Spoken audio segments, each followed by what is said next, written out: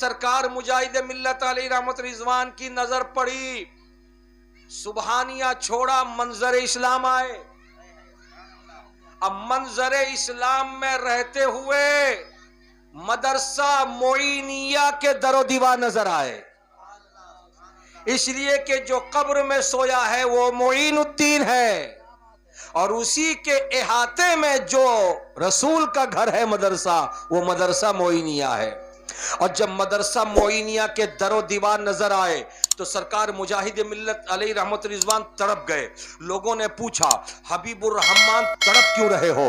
تو فرمانے لگے میرے دوست مجھ کو یاد آ رہے ہیں، میرے احباب مجھ کو یاد آ رہے ہیں۔ کہنے لگے اتنے احباب سبحانیہ میں ملے، کیا اس پر بس نہیں؟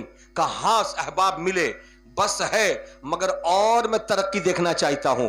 منظر اسلام میں اتنے احباب ملے، کیا اس پر بس نہیں؟ ہاں بس ہے، مگر اور میں آگے کی طرف جانا چاہتا ہوں۔ اور جب مدرسہ معینیہ کی طرف نظر اٹھی تو وہاں پہ پڑھانے والا کوئی اور نہیں تھا، پڑھانے والا مصنف بہار شریعت تھا۔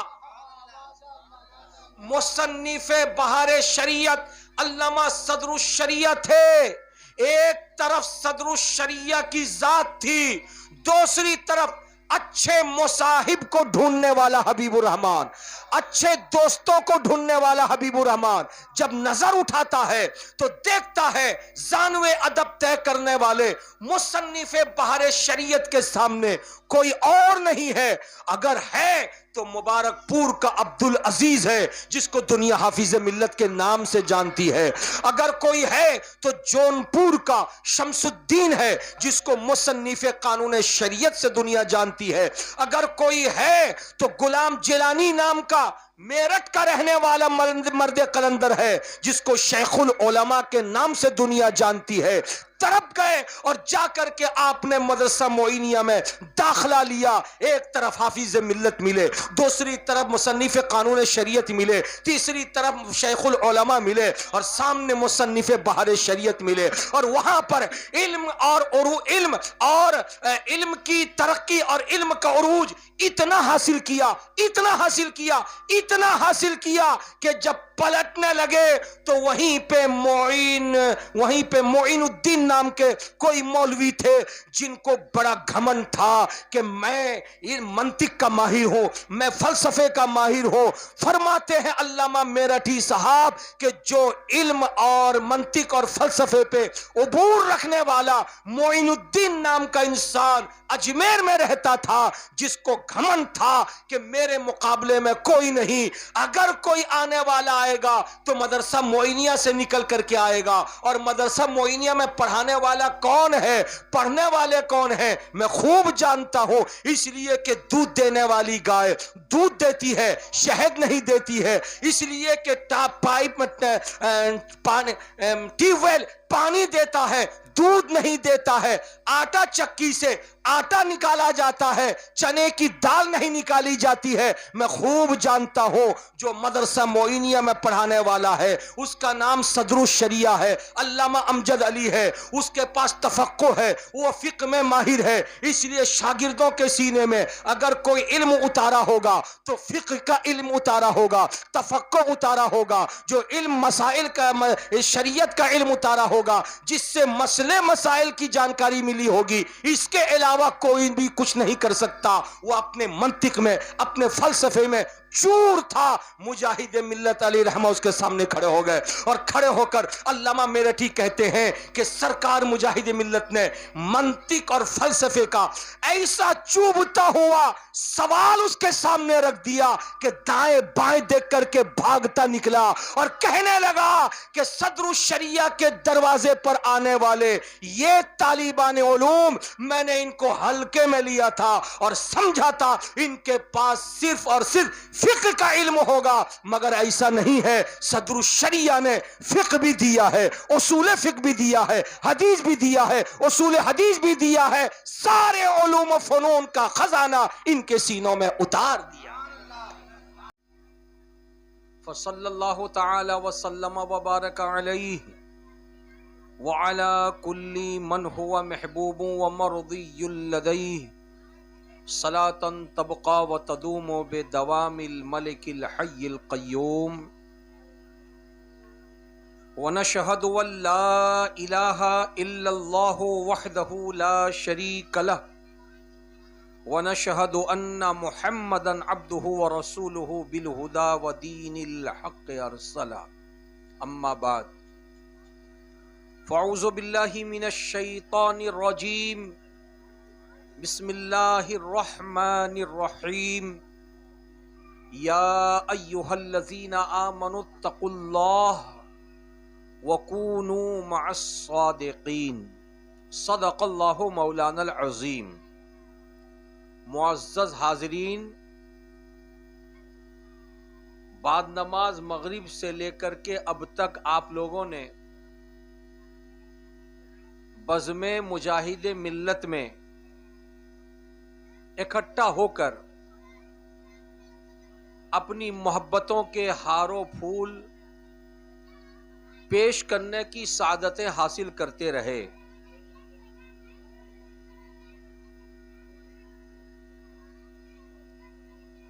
یہ بزم پاک امام التارکین سلطان العارفین سرکار سیدی و سندی مجاہد ملت علیہ الرحمت و رضوان کی یاد میں سجائی گئی، رچائی گئی، بسائی گئی۔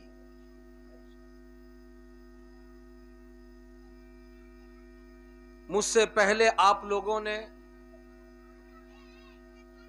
اپنے علماء اکرام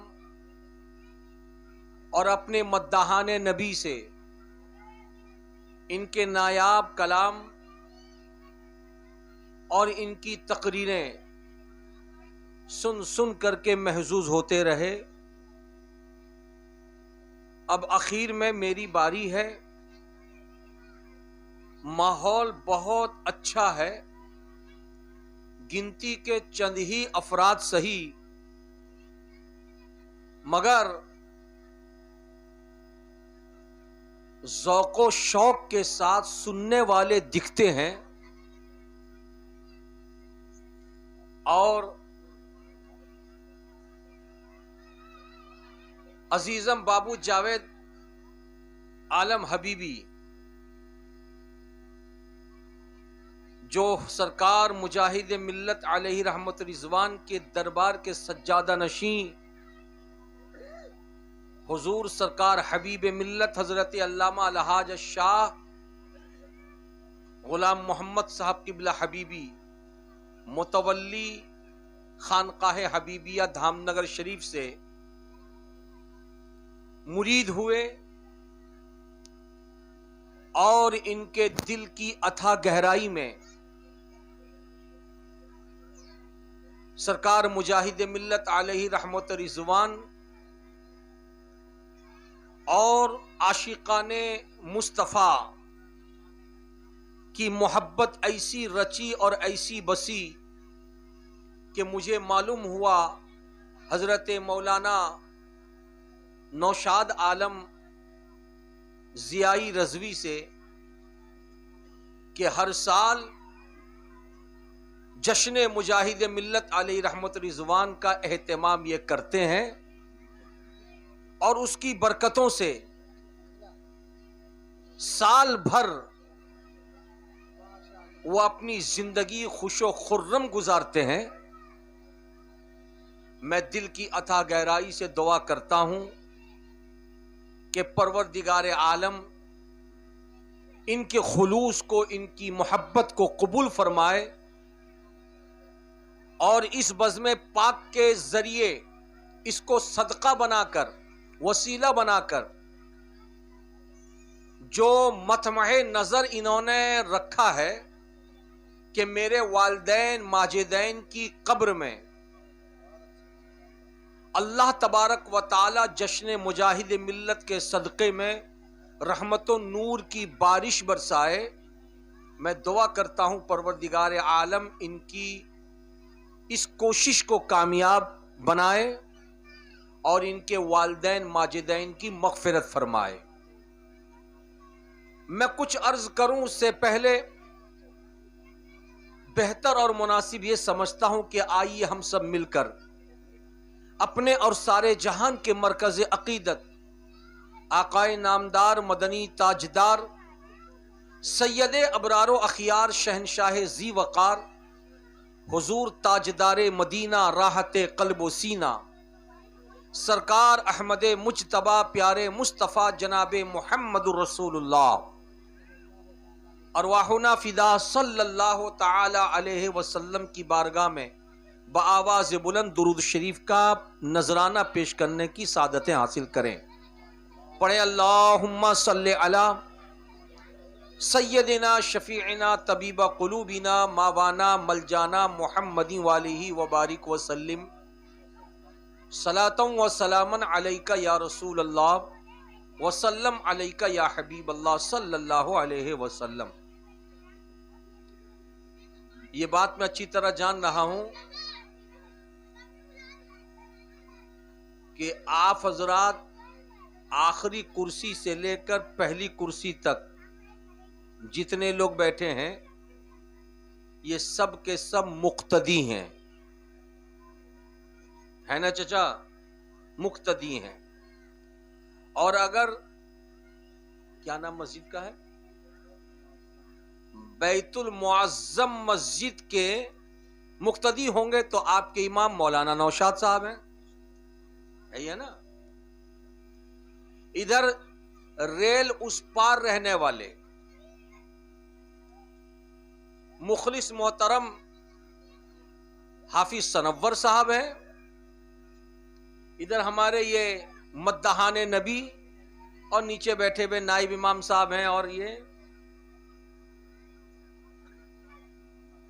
مولانا حسنین صاحب ہیں۔ گویا کہ آج مجھ کو اپنی تقریر صرف مقتدیوں کو نہیں سنانی ہے بلکہ مقتدا کو بھی سنانا ہے، اور جس مقرر کی تقریر مقتدی کے ساتھ ساتھ مقتدا سنیں، سمجھ میں بات آ رہی ہے ہماری؟ جس تقریر کو مقتدی کے ساتھ ساتھ مقتدا سنیں، میں سمجھتا ہوں کہ ویسی تقریر پچھلی سینکڑوں تقریر اگر مقتدا کو چھوڑ کے ہوئی ہوگی تو سینکڑوں تقریر پر وہ تقریر بھاری پڑے گی، اس لیے کہ جو ریل کا قانون نہ جانتا ہو اور ٹائم ٹیبل نہ جانتا ہو، اگر وہ آپ سے پوچھ لے کہ بھائی میتھلا ایکسپریس کے بجے نکلتی ہے تو آپ اس کو بول دیجئے کہ رات کے 3 بجے نکلتی ہے، وہ تو جانتا ہی نہیں۔ اچھا ٹھیک ہے، اب وہ دوسرے کو فون کر کے بول دے گا کہ تاڑی چولے آشو 3ٹا شو میں ٹرین آچے، ہے نا بھائی؟ لیکن جو ٹرین کے ٹائم ٹیبل کا ماہر ہوگا، جہاں اس سے آپ کہیے گا کہ رات کے 3 بجے نکلتی ہے تو فوراً ہاتھ پکڑ لے گا، کی بولچن اپنی امی کی بدھو نہ کی بھاپچن اپنی ہم کو بوکا سمجھا ہے، تب بتانے والے کے ہوش ٹھکانے لگ جائیں گے۔ اسی لیے مقتدیوں کے سامنے تقریر کر کے گزر جانا یہ آسان ہے، اس لیے کہ ان کا مطالعہ کم، لیکن جو مقتدا ہوتا وہ پڑھا لکھا ہوتا ہے، اور جب اس کے سامنے کوئی بات کہی جاتی ہے تو سوچ سمجھ کے کہی جاتی ہے۔ اسی لیے اللہ کے پیارے نبی صلی اللہ علیہ وسلم نے دنیا میں آنے کے بعد سب سے زیادہ اپنی زندگی میں جس بات پہ زور دیا وہ بات کوئی اور نہیں ہے بلکہ وہ علم ہے۔ پیار سے بولیے، وہ کیا ہے؟ علم ہے۔ اور اپنی حدیث پاک میں پیارے نبی مقدس نبی نے یہ بتا دیا دنیا والوں کو کہ اے دنیا والو، علم کو تم سمجھتے کیا ہو؟ العلم نور،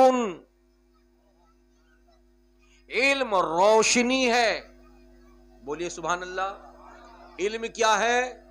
روشنی ہے۔ اور روشنی کی ضرورت کب پڑتی ہے؟ جب اندھیرا ہوتا ہے. تو پتا چلا کہ جہل یعنی جاہل ہونا یہ نبی کو پسند نہیں ہے. اسی لیے پوری حدیث پاک کا دوسرا ٹکڑا والجہل ظلمۃ، جہالت اندھیرا ہے اور علم روشنی ہے. اور جو علم حاصل کر لیتا ہے، اللہ کے مقدس نبی صلی اللہ تعالی علیہ وسلم کا فرمان العلماء ورثۃ الانبیاء. کہیے سبحان اللہ. بولو بابو. العلماء ورثۃ الانبیاء. علماء یعنی علم حاصل کرنے والے کون ہوتے ہیں؟ وہ نبیوں کے وارث ہوتے ہیں. سبحان اللہ. گویا کہ دنیا کا ایک آدمی اگر انتقال کیا تو اس کے وارثین میں اس کی اولاد ہے. باپ کے مرنے کے بعد اس کی زمین جائیداد روپیہ پیسہ یہ سب تقسیم کون کریں گے؟ اس کے وارثین کریں گے، اس کی اولاد، اس کی بیوی، اس کے بیٹے، اس کی بچی. لیکن حضرت آدم علیہ السلام سے لے کر کے ہمارے پیارے نبی تک کم و بیش 1,24,000 پیغمبر دنیا میں آئے. اور جب وہ دنیا سے جانے لگے تو نبی کون و مکان صلی اللہ علیہ وسلم فرماتے ہیں کہ کوئی بھی نبی جب دنیا سے جاتا ہے تو کچھ نہیں چھوڑتا، اگر چھوڑتا ہے تو علم چھوڑتا ہے. بولیے سبحان اللہ. علم چھوڑتا ہے. تو مجھے کہہ لینے دیجئے موسیٰ علیہ السلام کے زمانے کے علماء وہ موسیٰ علیہ السلام کے وارث تھے. حضرت ابراہیم علیہ السلام کے زمانے کے علماء وہ ابراہیم علیہ السلام کے وارث تھے. حضرت عیسیٰ علیہ السلام کے زمانے کے علماء وہ عیسیٰ علیہ السلام کے وارث تھے. اور ہمارے اور آپ کے پیارے نبی کو خدا نے نبیوں کا امام بنا کر بھیجا، رسولوں کا سلطان بنا کر بھیجا، کونین کا تاجدار بنا کر بھیجا، آخری نبی بنا کر بھیجا. اب ان کے بعد کوئی نبی نہیں. 1400 سال کا زمانہ گزر گیا. پیارے نبی کو گنبد خضرا کے نیچے آرام کرتے ہوئے تو 1400 سال سے اب تک جتنے علماء دنیا میں آئے اور گئے، اور ابھی سے لے کر جتنے علماء قیامت تک آئیں گے اور جائیں گے، یہ سارے کے سارے علماء اگر وارث ہیں تو محمد رسول اللہ کے وارث ہیں. بولیے سبحان اللہ. محمد رسول اللہ کے وارث ہیں، نبی کون و مکان کے وارث ہیں. اور انہی وارثین کی جب باتیں آتی ہے تو بے مثال وارثین ہوتے ہیں. میں آپ کو ذرا سا سمجھانے کی کوشش کروں. ایک صاحب مجھ سے کہنے لگے حضرت صاحب ایک بات میری سنیے. میں نے کہا کہ کیا کہنا چاہتے ہیں؟ کہا کوئی قانون ہے میں اپنے فلاں بیٹے کو اپنی جائیداد سے بے دخل کرنا چاہتا ہوں. ماشاء اللہ. میں اپنے بیٹے کو فلاں بیٹے کو اپنی جائیداد سے بولیے بے دخل کرنا چاہتا ہوں، لکھ کر کے میں مر جاؤں گا کہ میری جائیداد کا حصہ فلاں بیٹے کو نہیں ملے گا، یعنی میں آق کر دینا چاہتا ہوں. میں سوچنے لگا کہ یہ باپ ہے، اس باپ وہ ہوتا ہے کہ اولاد کے لیے باپ کا دل تڑپتا ہے. ارے بولیے نا بھائی، اولاد کے لیے باپ کا دل بولیے تڑپتا ہے. ابھی میں آیا 17 گاچھی ریلوے کراسنگ پار کر کے حافظ سنور صاحب کے خانقاہ کی خوشبو لیتے ہوئے میں یہاں تک پہنچا.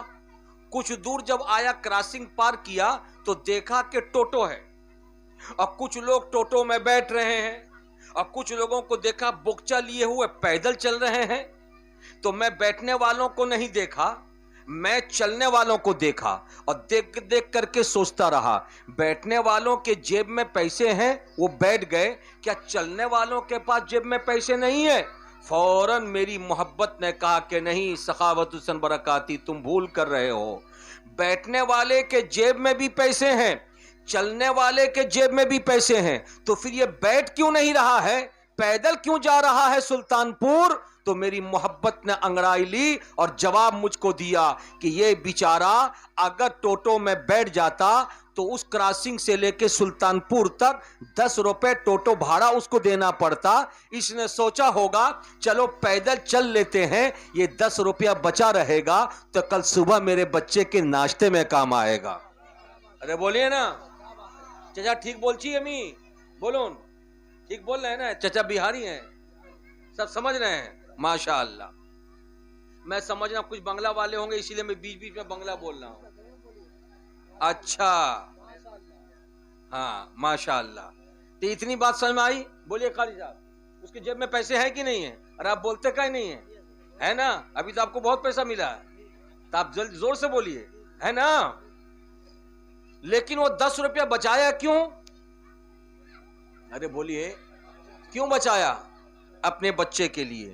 تو باپ وہ ہوتا ہے جس کی تڑپ اولاد کے لیے, جس کی محبت اولاد کے لیے, جو رات کو خواب بھی دیکھتا ہے تو بچوں کی ترقی کا خواب دیکھتا ہے. اگر وہ پسینے اس کی پیشانی پر آ جاتے ہیں کام کاج کرتے ہوئے, تو پسینے پیشانی پر آتے ہیں تو پوچھتا ہے, لیکن مسکراتا ہوا پوچھتا ہے. اس سے پوچھئے اتنی پریشانی اور پسینہ تو تم گھبرائے نہیں؟ کہا کیوں گھبراؤں, دن بھر جو میں پھیری کر رہا ہوں, پسینہ بہا رہا ہوں اپنی اولاد کے لیے, اپنے بیٹے کے لیے, اپنے بچے کے لیے. تو مجھے کہہ لینے دیجئے, جو باپ اتنی محبت اپنی اولاد کے لیے پیش کرتا ہے, وہ باپ کہہ رہا کہ کوئی قانون ہے میں اپنے بچے کو بے دخل کرنا چاہتا ہوں. وہیں سے نتیجہ یہ نکلا کہ اس باپ کا دل اس بیٹے سے دکھی ہے. اس نے اپنی حرکت سے اپنے باپ کے دل کو دکھ پہنچایا ہے, اپنے باپ کو اس نے تکلیف دی ہے, اپنے باپ کی نافرمانی کی ہے. اور ایک دن نہیں کیا ہے, مہینوں مہینوں بھر کیا ہوگا, سال سال بھر کیا ہوگا. تبھی ایک باپ کہتا ہے کہ میں اپنی اولاد کو, اپنے بیٹے کو جائیداد سے بے دخل کرنا چاہتا ہوں. سمجھ میں یہ آیا کہ اولاد کی 2 کوالٹی ہوتی ہے, ایک لائق و فائق اور ایک نالائق, ایک فرما بردار اور ایک نافرمان. جو نافرمان ہوتے ہیں بچے, ان سے باپ کا دل دکھی ہو جاتا ہے, اور جو فرما بردار ہوتے ہیں, لائق ہوتے ہیں, فائق ہوتے ہیں, ان کے لیے باپ کے دل سے دعا نکلتی ہے. اگر اس بات کو آپ نے سمجھ لیا ہے تو مجھے کہہ لینے دیجئے, وہی باپ جب مرتا ہے تو اس کی اولاد سامنے آتی ہے, یہ آپ ہیں, ہم ہیں, بیٹے بن کر کے ہم جاتے ہیں تو زمین جائیداد کا حصہ ملتا ہے.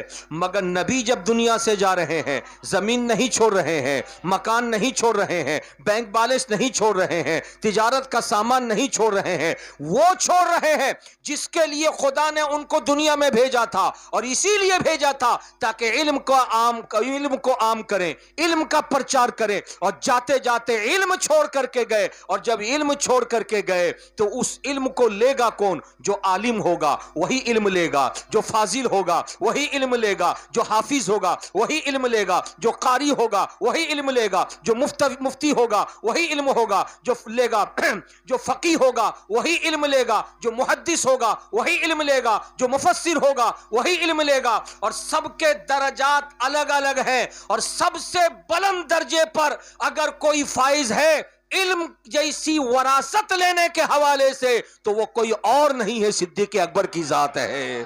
اگر ان کے بعد کسی کا رتبہ ہے تو فاروق اعظم کا رتبہ ہے, اگر ان کے بعد کسی کا رتبہ ہے تو عثمان ذو النورین کا رتبہ ہے, اگر ان کے بعد کسی کا رتبہ ہے تو مولائے کائنات کا رتبہ ہے. پھر آپ درجہ بدرجہ آ جائیے, صحابہ کرام کی جماعت آتی ہے, پھر تابعین کی جماعت آتی ہے, پھر تبع تابعین کی جماعت آتی ہے, پھر اغواس کی جماعت آتی ہے, پھر اقطاب کی جماعت آتی ہے, پھر اوتاد کی جماعت آتی ہے. پھر اگر نیچے آ جائیں تو ایک موقع اور آ جاتا ہے جہاں ولیوں کی جماعت آتی ہے, اور جب ولیوں کی جماعت آتی ہے تو اسی جماعت سے نکل کر کے ایک انسان مرد قلندر بن کے اڑیسہ کے افق پر چھاتا ہے.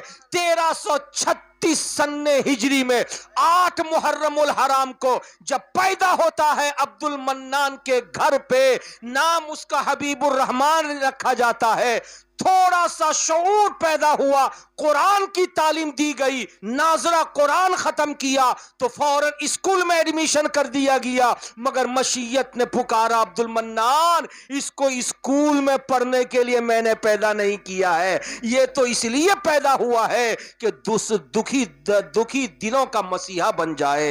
ये इसलिए पैदा हुआ है दूसरों के लिए मावा बन जाए। ये इसलिए पैदा हुआ दूसरों के लिए मलजा बन जाए। ये इसलिए पैदा हुआ है कि गुम गश्तगाने राह को हिदायत दे करके राहे रास्त पर खड़ा कर दे, फिर जिस पर नजर डाल दे उसको कीमिया सआदत बना दे।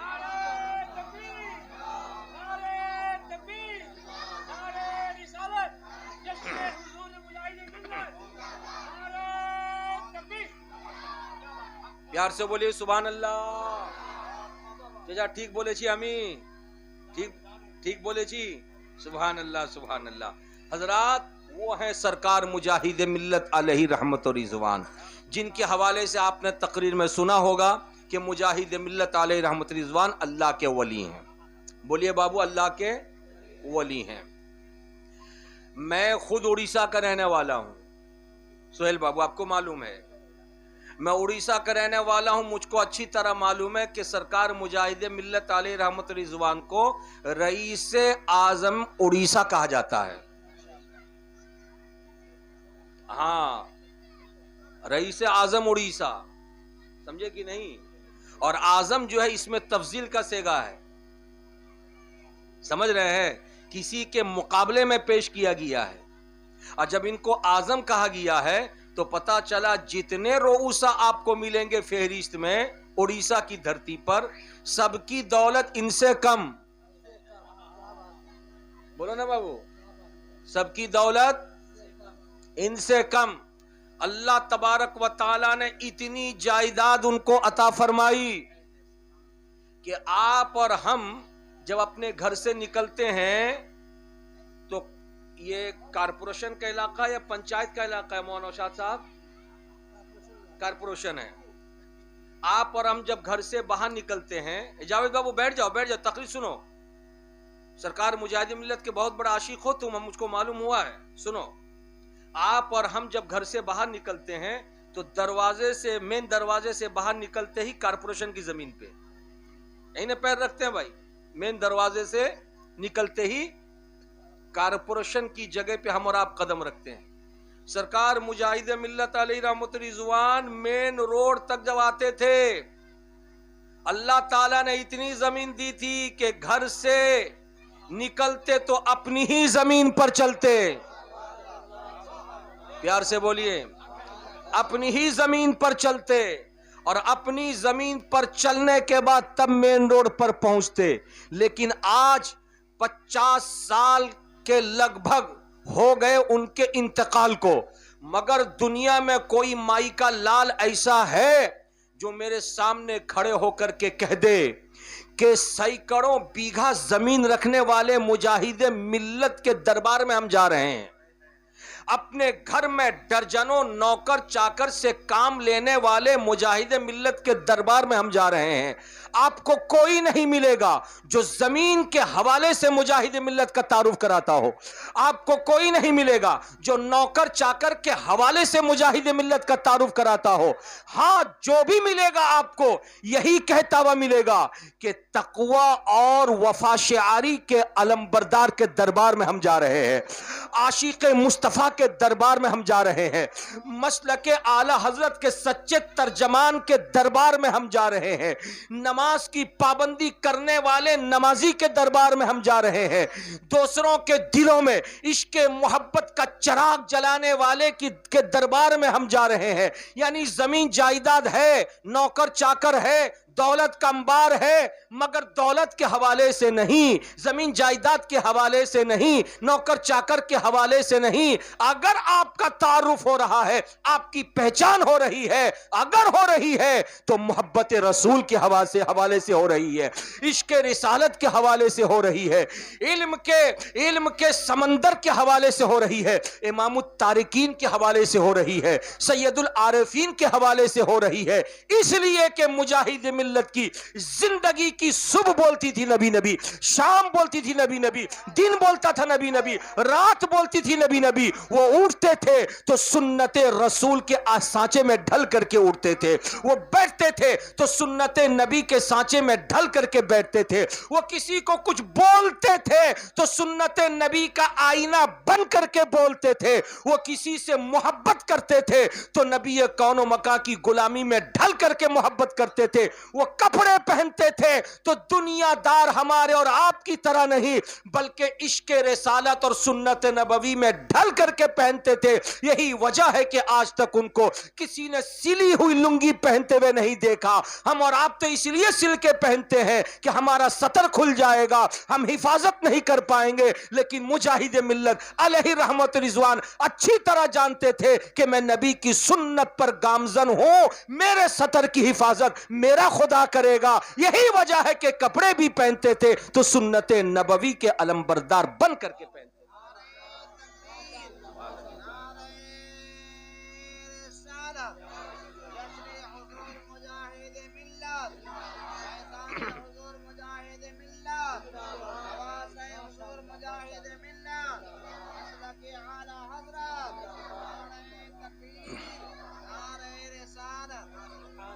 پیار سے بولیے سبحان اللہ.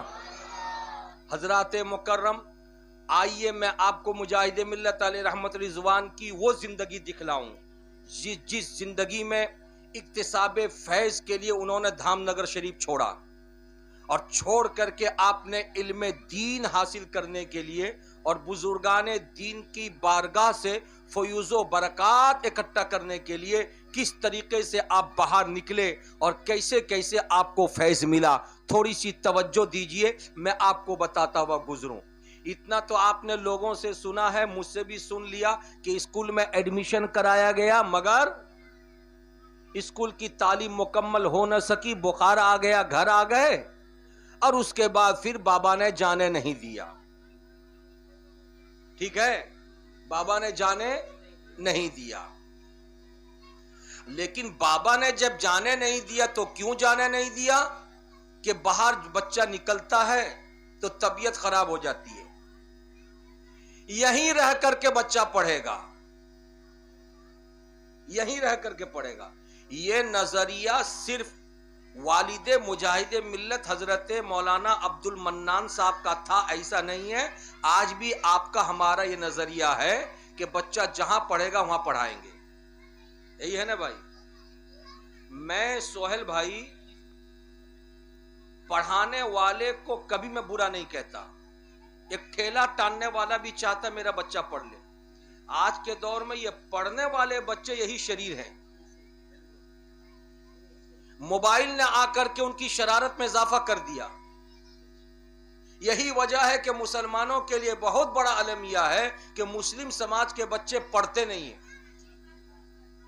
بہت بڑا المیہ ہے. زیادہ زیادہ 7-8 کلاس پڑھ لیا یا میٹرک پڑھ لیا یا 12 کر لیا. تو آج کے دور میں 12 کا کوئی ویلو ہے؟ ارے گریجویشن کرنے کے بعد بھی درد ٹھوکر کھا رہے ہیں لوگ، کوئی ویلو ہے؟ یہی وجہ ہے کہ نکل جائیے، آپ کسی بھی آفس میں نکل جائیے، دور دور تک اپنے آدمی کا پتہ نہیں. کسی بھی محکمے میں چلے جائیے، دور دور تک اپنے آدمی کا پتہ نہیں. یہ بہت بڑا المیہ ہے. ہر باپ کی یہ چاہت ہوتی ہے کہ میرا بچہ پڑھ لے. یہ پڑھنے والے کے اوپر ڈیپینڈ کرتا ہے کہ وہ پڑھتا ہے کہ نہیں پڑھتا ہے. لیکن اسی تناظر میں سرکار مجاہد ملت کی بارگاہ میں آئی ہے. اسی تناظر میں بابا نے کہا کہ بیٹا تمہیں جانا نہیں ہے تو بابا پڑھوں گا کیسے؟ کہا کہ بیٹا اللہ نے دولت دی ہے، دولت کو ادھر ادھر راستے میں کیوں خرچ کروں، تمہاری پڑھائی میں خرچ کروں گا. مولانا ظہور نام کے ایک عالم کو الہ آباد سے بلایا اور بلا کر کے اپنے گھر دھام نگر شریف میں رکھا اور کہا میرے بچے کو پڑھائیے، میرے بچے کو پڑھائیے.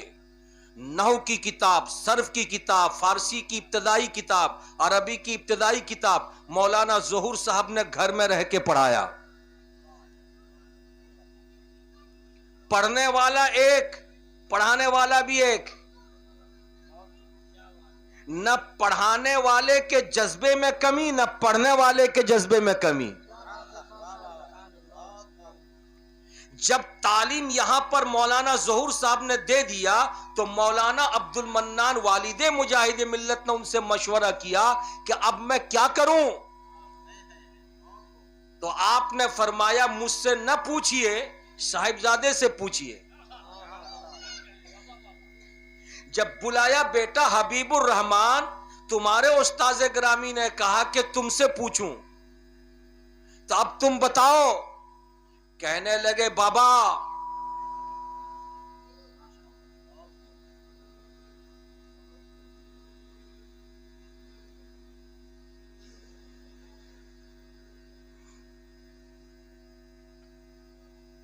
درود پاک پڑھی. اللہم صلی علی سیدنا شفیعنا نبینا مولانا محمد والی وبارک وسلم صلاۃ و سلام علیک یا رسول اللہ وسلم علیک یا حبیب اللہ صلی اللہ تعالی علیہ وسلم. حضرات جب پوچھنے لگے بیٹا اب کیا کروں، تو سرکار مجاہد ملت تڑپ گئے اور کہا کہ ابا اگر کوئی دھوپ سے آیا ہو اور اس کو پانی پینے کی چاہت ہو اور چھوٹے گلاس میں پانی دیں آپ، اس کی پیاس بجھے گی؟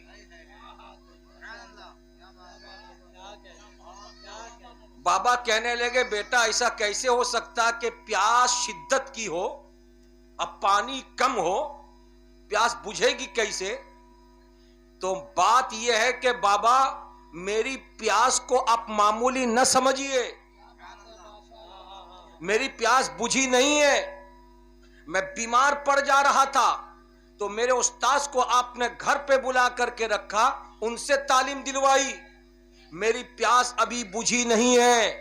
اس لیے بابا اب میں آپ سے کہتا ہوں کہ اب مجھ کو دھام نگر شریف سے باہر نکالیے تاکہ میں جاؤں اور رسول کونین کے گھر میں رہ کر کے علم کی پیاس بجھاؤں. تو آپ کے والد بزرگوار نے الہ آباد کی طرف نظر اٹھائی، مدرسہ سبحانیہ کی وہ 4 دیواری نظر آئی. صاحبزادے کا ایڈمیشن مدرسہ سبحانیہ میں کر دیا اور مدرسہ سبحانیہ میں علم حاصل کرنے کے بعد سرکار مجاہد ملت علیہ رحمت رضوان علم کے اس منزل پہ فائز ہو چکے تھے جس منزل پہ پڑھانے والا استاد جب شاگرد کو دیکھتا ہے تو سینہ چوڑا کر کے فخر کرتا ہے. اور سارے اساتذہ کو یہ علم ہو چکا تھا کہ مجاہد ملت حبیب الرحمان کو وہ علم مل گیا جس علم کے وہ متلاشی تھے. یہی وجہ ہے کہ سارے کے سارے اساتذہ خاموش تھے لیکن حبیب الرحمان تڑپ اٹھے اور کہا کہ اے مدرسہ سبحانیہ کے میرے اساتذہ، آپ لوگوں کا شکریہ. میں اپنی زندگی کا کوئی کام ایسا کروں جو آپ کے علم کا بدلہ ہو سکے تو کوئی کام میرے پاس نہیں ہے. یعنی استاذ کے احسان کا بدلہ دیا نہیں جا سکتا، لیکن میرے علم کی پیاس ابھی بھی نہیں بجھی ہے. پوچھا تھا اساتذہ نے اے حبیب الرحمان اب آگے کی منزل کیا ہے تمہاری؟ تو حضور مجاہد ملت کہتے ہیں دھام نگر سے چلا تھا تو الہ آباد مدرسہ سبحانیہ پہنچا تھا. اب مدرسہ سبحانیہ میں رہ کر کے مجھ کو بریلی شریف کی یاد ستا رہی ہے، دیار اعلی حضرت کی مٹی مجھ کو بلا رہی ہے. ہوائیں آتی ہیں حبیب الرحمان کے جسم سے لگ کر کے دربار اعلی حضرت کی خوشبو سنگاتی ہیں. اس لیے مجھ کو اعلی حضرت کے بنائے ہوئے مدرسے منظر اسلام میں لے کے داخلہ کرا دیا جائے. مولانا حبیب الرحمان سرکار مجاہد ملت کو منظر اسلام میں لے کر کے داخلہ کرایا گیا اور آپ نے علم وہاں پر حاصل کیا. اب میں سمجھ نہیں پا رہا ہوں، معقولات کا معاملہ ہو سبحانیہ میں پڑھ چکے ہیں، منقولات کا معاملہ ہو سبحانیہ میں پڑھ چکے ہیں، صرف کا معاملہ ہو سبحانیہ میں پڑھ چکے ہیں، نحو کا معاملہ ہو سبحانیہ میں پڑھ چکے ہیں، منطق کا معاملہ ہو سبحانیہ میں پڑھ چکے ہیں، فلسفے کا معاملہ ہو سبحانیہ میں پڑھ چکے ہیں. اب منظر اسلام جانے کے لیے آپ پر کیوں تول رہے ہیں؟ محبت آواز دیتی ہے سخاوت حسین تم جانتے نہیں ہو. علم الگ ہے، تربیت الگ ہے. یہاں علم حاصل کیا ہے اور منظر اسلام میں رہ کر کے دیار اعلی حضرت سے تربیت حاصل کریں گے.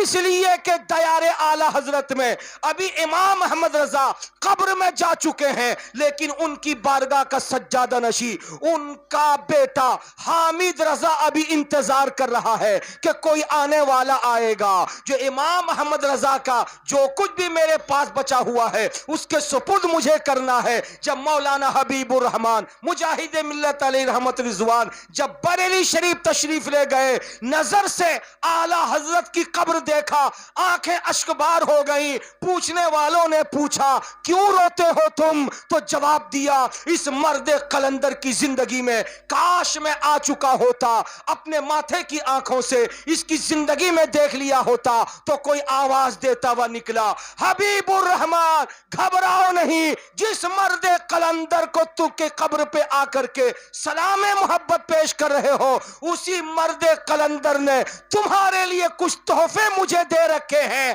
آؤ سینے سے قریب ہو جاؤ اور جو تحفے ہیں اس کو لے لو، اس لیے کہ آنے والا وقت ہوگا حبیب الرحمان ہوگا اور مسلک اعلی حضرت کا چراغ لے کر کے پورے ہندوستان میں جلاتا ہوا نظر آئے گا.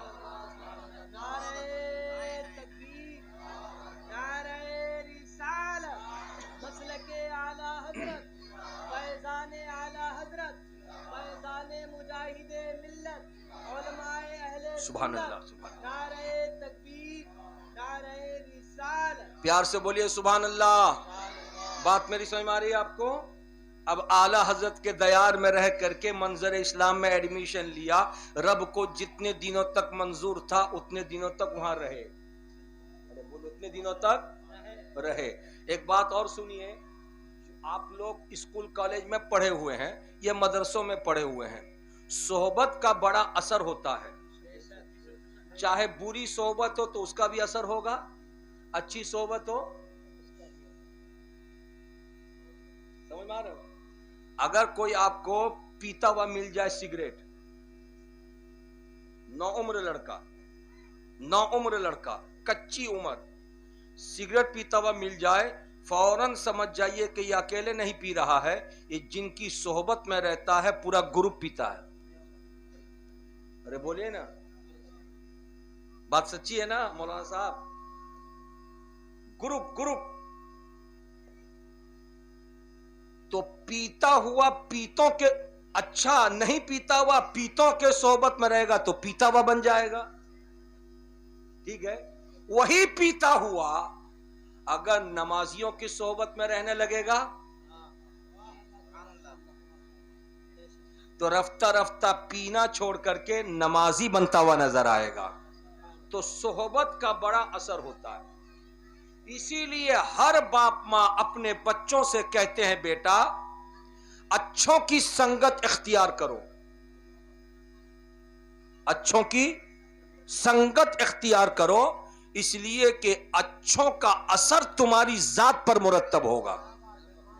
اور اس کو اگر میں قبرستان کے حوالے سے بتا دوں، چونکہ جاوید بابو کی امی اور ان کے ابو کے ایصال ثواب کا بھی معاملہ ہے، اگر قبرستان کے حوالے سے بتا دوں تو ذرا سا اور اچھا ہو جائے گا کہ سرکار کے فرمان کا ایک مجموعہ ہے اور جس کا مفہوم ہے کہ اپنے مردوں کو نیکوں کے پاس دفن کرو.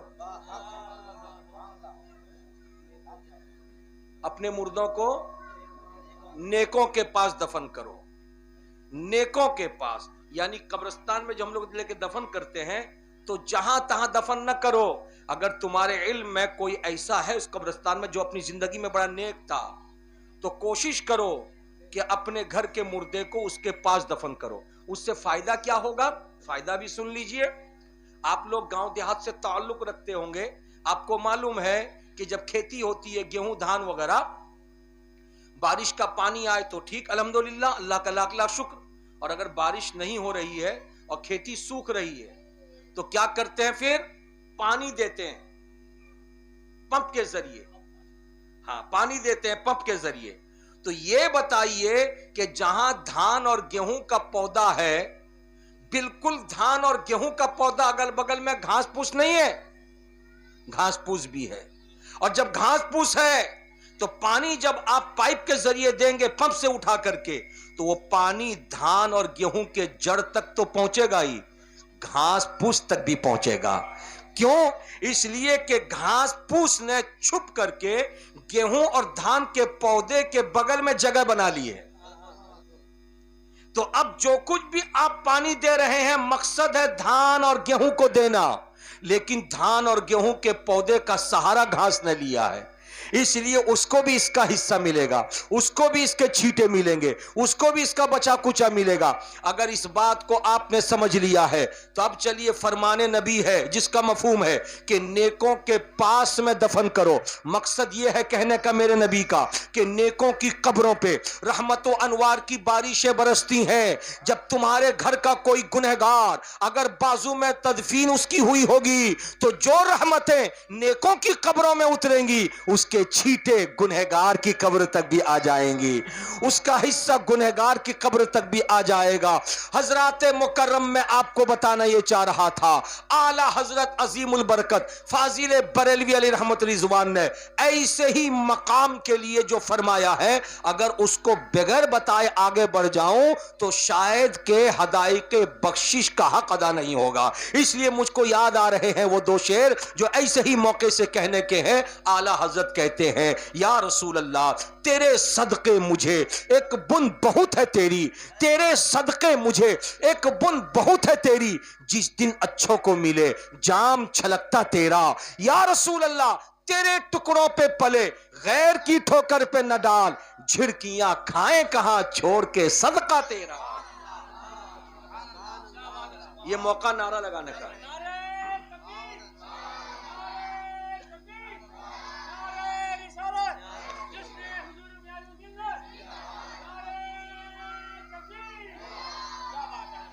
پیار سے بولیے سبحان اللہ۔ بات میری سمجھ میں آ رہی ہے آپ کو؟ یا رسول اللہ تیرے ٹکڑوں پہ پلے غیر کی ٹھوکر پہ نہ ڈال، جھڑکیاں کھائیں کہاں چھوڑ کے صدقہ تیرا، تیرے صدقے مجھے ایک بن بہت ہے تیری، جس دن اچھوں کو ملے جام چھلکتا تیرا۔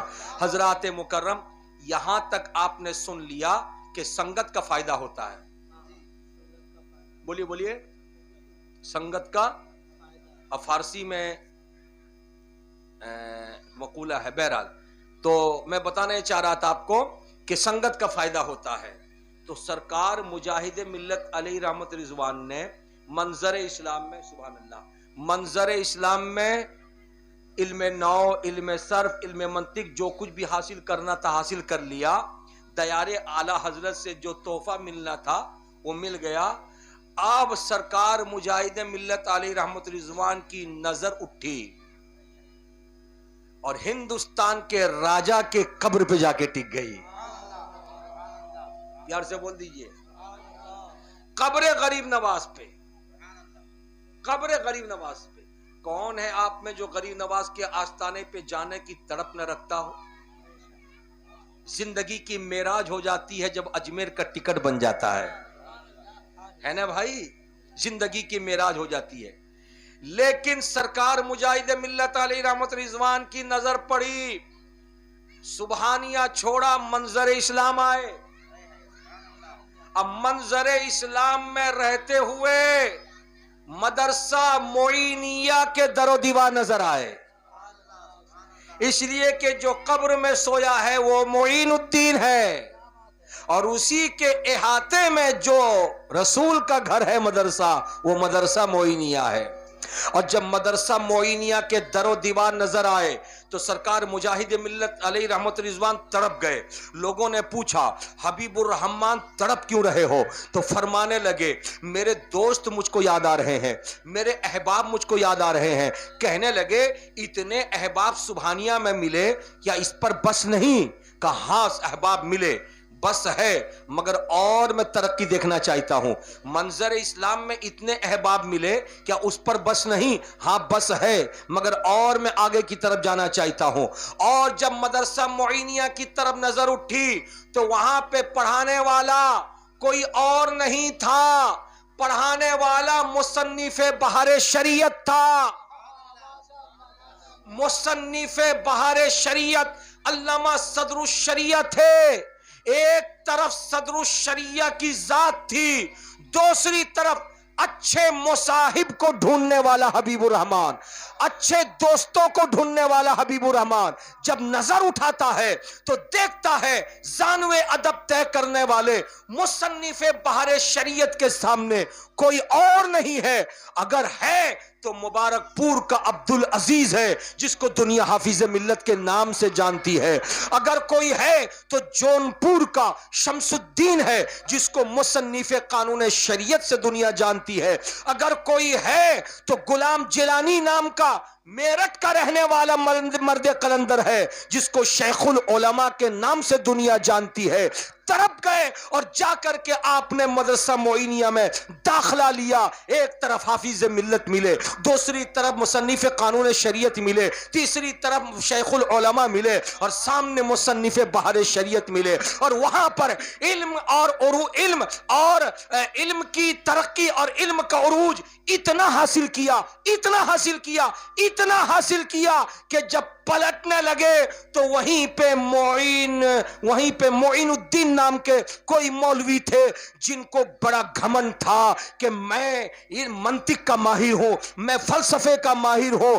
فرماتے ہیں علامہ میرٹھی صاحب کہ جو علم اور منطق اور فلسفے پہ عبور رکھنے والا معین الدین نام کا انسان اجمیر میں رہتا تھا, جس کو گھمن تھا کہ میرے مقابلے میں کوئی نہیں, اگر کوئی آنے والا آئے گا تو مدرسہ معینیہ سے نکل کر کے آئے گا. اور مدرسہ معینیہ میں پڑھانے والا کون ہے, پڑھنے والے کون ہیں, میں خوب جانتا ہوں. اس لیے کہ دودھ دینے والی گائے دودھ دیتی ہے, شہد نہیں دیتی ہے. اس لیے کہ ٹیوب ویل پانی دیتا ہے, دودھ نہیں دیتا ہے. آٹا چکی سے آٹا نکالا جاتا ہے, چنے کی دال نہیں نکالی جاتی ہے. میں خوب جانتا ہوں جو مدرسہ معینیہ میں پڑھانے والا ہے اس کا نام صدر الشریعہ ہے, علامہ امجد علی ہے. اس کے پاس تفقہ ہے, وہ فقہ میں ماہر ہے. اس لیے شاگردوں کے سینے میں اگر کوئی علم اتارا ہوگا تو فقہ کا علم اتارا ہوگا, تفقہ اتارا ہوگا, جو علم مسائل کا شریعت کا علم اتارا ہوگا, جس سے مسئلے مسائل کی جانکاری ملی ہوگی. اس کے علاوہ کوئی بھی کچھ نہیں کر سکتا. وہ اپنے منطق میں, اپنے فلسفے میں چور تھا. مجاہد ملت علی رحمہ اس کے سامنے کھڑے ہو گئے, اور کھڑے ہو کر علامہ میرٹھی کہتے ہیں کہ سرکار مجاہد ملت نے منطق اور فلسفے کا ایسا چوبتا ہوا سوال اس کے سامنے رکھ دیا کہ دائیں بائیں دیکھ کر کے بھاگتا نکلا, اور کہنے لگا کہ صدر الشریعہ کے دروازے پر آنے والے یہ طالبان علوم میں نے ان کو ہلکے میں لیا تھا اور سمجھا تھا ان کے پاس صرف اور صرف فقہ کا علم ہوگا, مگر ایسا نہیں ہے. صدر الشریعہ نے فقہ بھی دیا ہے, اصول فقہ بھی دیا ہے, حدیث بھی دیا ہے, اصول حدیث بھی دیا ہے. سارے علوم و فنون کا خزانہ ان کے سینوں میں اتار دیا.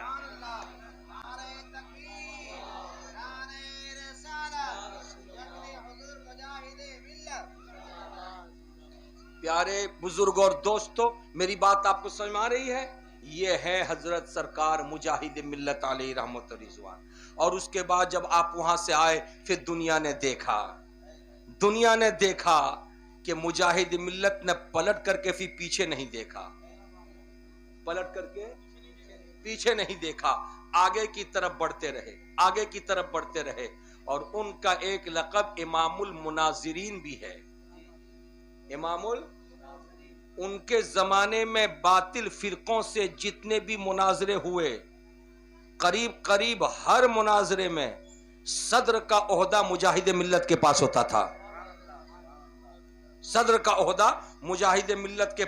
تھا. یعنی علماء, خواہ وہ یو پی کے علماء ہوں, خواہ وہ بہار کے علماء ہوں, خواہ جھارکھنڈ اور بنگال کے علماء ہوں, چاہے ہریانہ کے علماء ہوں, دلی, بمبے, مہاراشٹر کے علماء ہوں, سارے علماء اکٹھا ہو جائیں, مگر جب صدر کے منتخب کرنے کی باری آئے گی تو سب کی زبان ایک ہو کے یہی کہے گی علامہ حبیب الرحمان کو صدر بنایا جائے, علامہ حبیب الرحمان کو صدر بنایا جائے. حضرات, اب میں یہاں ٹھہر کر کے ایک بات بتانا چاہتا ہوں. ایک بات سننے میری بات آپ لوگ, چچا سب سمجھ میں آ رہا ہے کہ نہیں آ رہا ہے؟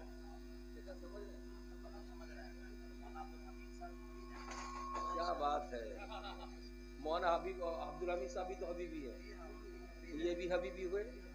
واہ کیا بات ہے، ماشاء اللہ ماشاء اللہ. سمجھ رہے ہیں نا؟ ایک بات میں آپ کو بتانا چاہتا ہوں کہ مناظرہ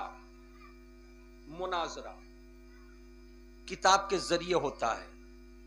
آپ زبان سے کچھ کہیں، جو زبان سے کہہ رہے ہیں وہ کتاب سے دلیل دینی پڑے گی. بات سمجھ رہی ہے؟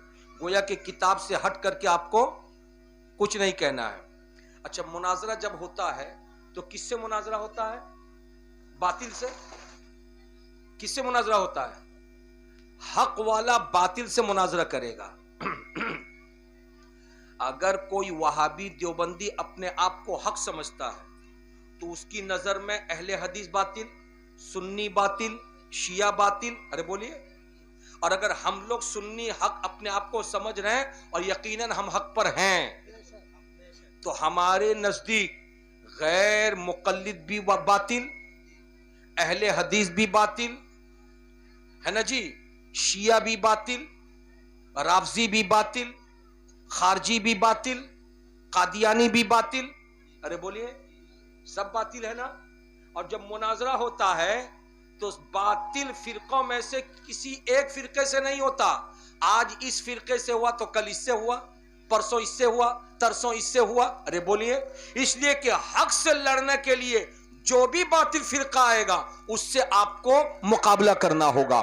مجاہد ملت علیہ رحمت رضوان کو جب صدر منتخب کیا جاتا ہے تو صدر وہ ہوتا ہے جو موجود لوگوں میں سب سے پاورفل ہو. صدر وہ ہوتا ہے جو موجود علماء میں سب سے زیادہ علم رکھنے والا ہو. صدر وہ ہوتا ہے جو موجود متقیوں میں سب سے زیادہ تقوی والا ہو. ارے بولیے نا بھائی. صدر وہ ہوتا ہے جو موجود چالاک لوگوں میں سب سے زیادہ چالاک ہو. صدر وہ ہوتا ہے جو موجود تمام لوگوں میں سب سے زیادہ علم و فن کا ماہر ہو، وہی صدر ہوتا ہے. اب بات یہاں تک نکل کر کے آ گئی جب مجاہد ملت علیہ رحمت رضوان اپنے زمانے کے ہر مناظرے میں صدر منتخب ہوتے تھے. اور مناظرہ کبھی قادیانی سے بھی ہوتا تھا، مناظرہ کبھی اہل حدیث سے بھی ہوتا تھا، مناظرہ کبھی رافضی سے بھی ہوتا تھا، مناظرہ کبھی خارجی سے بھی ہوتا تھا، مناظرہ کبھی شیعہ سے بھی ہوتا تھا. اور ہر مناظرے کے اسٹیج میں مجاہد ملت صدر ہیں. پتہ یہ چلا پروردگار عالم نے اتنا علم ان کو عطا فرما دیا تھا کہ حق پہ رہ کر کے جو بھی باطل قوت آئے مجاہد ملت سے ٹکرا کر کے پاش پاش ہوتی ہوئی نظر آئے. یہ مجاہد ملت علیہ رحمت رضوان کا علم تھا. حق سے ٹکرانے کی خیمہ لے کر کے کوئی آئے تو مجاہد ملت کھڑے ہو جائیں اور باطل کو شکست ہو جائے. یہ مجاہد ملت علیہ رحمت رضوان ہے. بہرحال اب میں آپ کو وقت ہو رہا ہے کتنا ہوا دیکھیے، ٹائم دیکھیے 10:28 اور 10:15 میں آپ ہیں. ارے پتہ ہی نہیں چل رہا نا. واہ واہ واہ. نہیں اتنا بھی نہیں بولیں گے. کل مجھ کو صبح سفر بھی کرنا، 7:30 بجے ٹرین ہے، مالدہ جانا ہے. اور ویسے آپ لوگوں کا ٹارگیٹ بھی 10 ساڑھے 10 کا تھا. بہرحال آپ لوگوں کی محبت تھی، اتنی دیر بول لیا. 2-4-5 منٹ اور سن لیے، اس کے بعد پھر گفتگو ختم کر ہے نا. آپ کو نیند بھی آ رہی ہے. چلیے کوئی بات نہیں ہے. بہرحال درود پاک سنا لیجیے. اللہم صلی علی سیدنا شفیعنا طبیب قلوبنا ماوانا ملجانا محمد والہ وبارک وسلم. صلاۃ و سلاما علیک یا رسول اللہ وسلم علیک یا حبیب اللہ صلی اللہ تعالی علیہ وسلم. ابھی میں ختم کرتا ہوں. لے آئیے ختم کرتا ہوں. محلے میں سب سے بڑا گھر کس کا ہے؟ کسی بھی مسلم محلے میں اللہ کا گھر. ارے بولیے نا بھائی. یعنی مسجد. مسجد سے بڑی جگہ، قابل تعظیم جگہ کوئی دوسری جگہ ہے کیا؟ ارے بولیے نا. نہیں نا. وہ اللہ کا گھر ہے. ہر محلے کا مرکز مسجد ہے. ہر محلے کا مرکز مسجد ہے. اور اس مرکز کا روح رواں امام ہے نا بھائی. جس مسلم محلے میں आबादी मुसलमानों की तो हो लेकिन मस्जिद ना हो, इसका मतलब यह हुआ कि पूरी आबादी मरकज से खाली है। पूरी आबादी मरकज से खाली है, और जो मरकज से जुड़ के रहता है वो फना नहीं होता, और जो मरकज से कट जाता वही फना हो जाता है। मेरे बोलिए ना। इसीलिए हम सुन्नी बरेली शरीफ को मरकज़े अहले सुन्नत कहते हैं।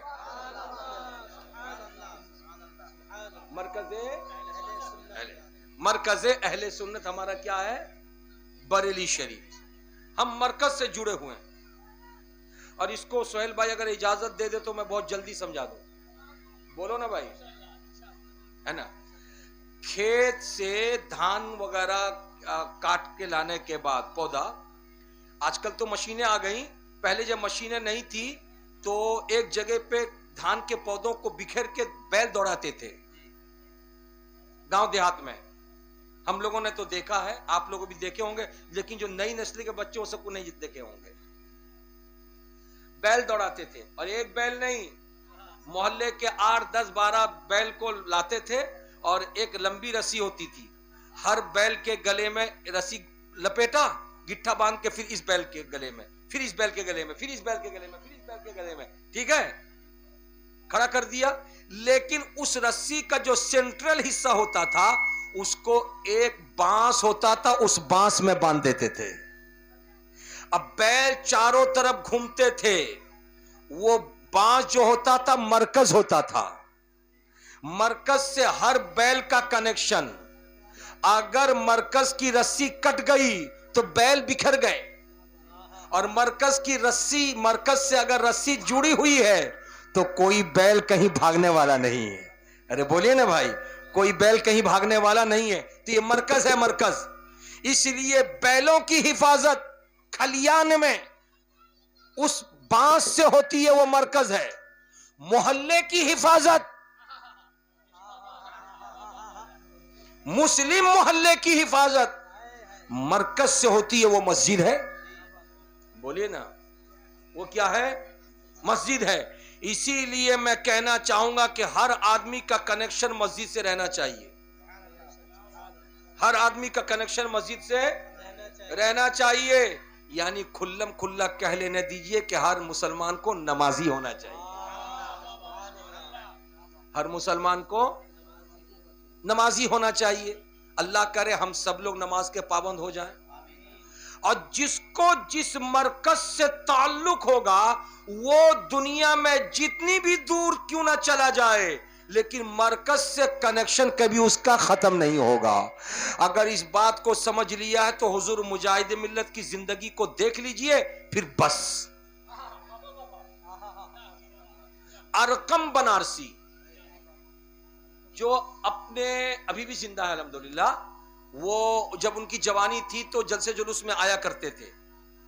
वो सरकार मुजाहिद मिल्लत के जिंदगी के हवाले से मुझे बताते हैं। मैं बनारस गया, उनसे मुलाकात हुई, तो उसके बाद तज़किरा जब छिड़ा सरकार मुजाहिद मिल्लत का, तो उन्होंने जो मुझसे कहा वो मैं पेश कर रहा हूं। कहने लगे बार बार मुजाहिद मिल्लत बनारस आए, बार बार, और मुझे ये शरफ हासिल हुआ कि बार बार उनके साथ मैं सफर में निकला इधर उधर। लेकिन दुनिया में रहने वाले आप और हम जब किसी नई जगह पे जाएं तो गाड़ी से उतरते ही हम सबसे पहले किसी से मुलाकात हो और नमाज का अगर वक्त है तो पूछे भाई मस्जिद किधर है, मस्जिद किधर है, मस्जिद किधर है। आप भी पूछते हैं, मैं भी पूछता हूं, ये भी पूछते हैं, ये भी पूछते हैं। किसी नई जगह पे चले जाइए, जिससे मुलाकात हो, नमाज का वक्त है, मस्जिद किधर है, बोलिए बोलिए बोलिए, मस्जिद किधर है। ये आपका मामला है, ये मेरा मामला है, ये इनका मामला है, ये उनका मामला है। मगर ठहरो, मुजाहिद मिल्लत की जिंदगी को देखो। मुजाहिद मिल्लत के हवाले से अरकम बनारसी कहते हैं कि सरकार मुजाहिद मिल्लत के साथ में उस जगह पे भी किया जहां बार बार मुजाहिदे मिल्लत गए, और उस जगह पे भी किया जहां पहली बार मुजाहिदे मिल्लत गए। मगर सवारी से उतरने के बाद मुजाहिदे मिल्लत अली रहमत रिजवान को किसी से पूछने की जरूरत नहीं पड़ती कि मस्जिद किधर है। सवारी से उतरते और जिस तरफ मस्जिद होती उसी तरफ चलते रहते, उसी तरफ चलते रहते। कभी कभी हम सोचते इस तरफ है क्या, सरकार जा कहां रहे हैं, उनके पीछे पीछे जाते तो ठीक समझ में आता सामने मस्जिद है, सामने मस्जिद है, सामने मस्जिद है। मैंने कहा ये उस बंदे खुदा की बात तुम कर रहे हो कि जिसने अपनी जिंदगी में नमाज को कज़ा नहीं होने दिया है, जो नमाज से मोहब्बत करता है और जो जिससे मोहब्बत करता है उस शय की खुशबू उसको मिला करती है। क्या तुम भूल गए हो जब सहाबाए कराम मस्जिद नबवी आते प्यारे नबी से मुलाकात के लिए, अगर नबी मौजूद होते तो मुलाकात हो जाती, निगाहें नबी कौनो मका की जियारत से फैजियाब हो जाती। लेकिन कभी ऐसा भी होता अबू हुरैरा को कि आए हैं मस्जिद नबवी में, सरकार को तलाश कर रहे हैं मगर मस्जिद नबवी खाली है, सरकार कहीं मस्जिद नबवी में नजर नहीं आ रहे हैं। तो हजरत अबू हुरैरा मस्जिद नबवी के चारों जानिब नजर दौड़ाते और एक जानिब चलते नजर आते,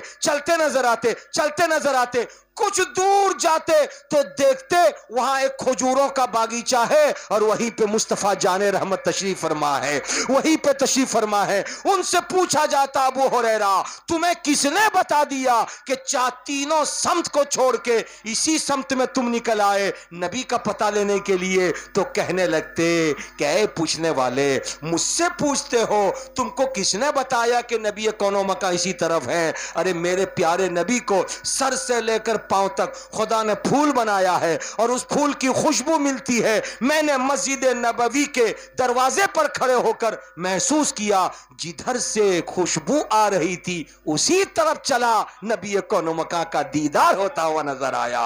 यही वजह है कि आला हजरत लिखते हैं उनकी महक ने दिल के गुंचे खिला दिए हैं, जिस राह चल गए हैं कूचे बसा दिए हैं। आने दो या डुबो दो अब तो तुम्हारी जानिब, कश्ती तुम्ही पे छोड़ी लंगर उठा दी।